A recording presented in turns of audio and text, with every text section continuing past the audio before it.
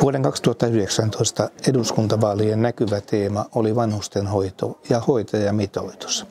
Silloin huomio kiinnittyi toiminnan laatuun julkisissa ja yksityisissä hoitokodeissa.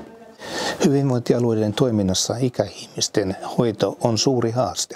Seuraavan 10 vuoden aikana yli 75-vuotiaiden määrä kasvaa maakunnan kaikilla alueilla hyvin voimakkaasti, nyt myös Seinäjoella. Elämme yhä pitempään. Suomalaisen hyvinvointiyhteiskunnan rakentajat ansaitsevat arvokkaan vanhuuden.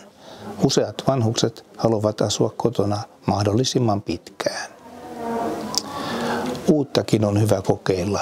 Digipalvelut voivat sopia myös ikäihmisille. Nuorempi väki voi olla siinä ikäihmisten tukena. Senioriasumista tulee kehittää yhtenä asumismuotona. Yhteisöllinen asuminen voi olla toimintatapa, joka sopii osalle ikäihmisistä. Monelle ikäihmiselle ympärivuorokautinen hoito on elämän loppuvaiheessa tärkeä. Siinä korostuu toiminnan laatu. Yksi osa laatua on toiminnan ennakointi. On tärkeää, että ikäihmisiä kuullaan mieluummin ennemmin, kun tapahtumat ovat välttämättömiä. On tärkeää, että hoidon taso on hyvä kaikissa hoitomuodoissa. Me poliitikot puhumme mielellämme siitä, miten tärkeä on hoitopaikka lähellä sukulaisia. Totuus on usein kuitenkin toinen.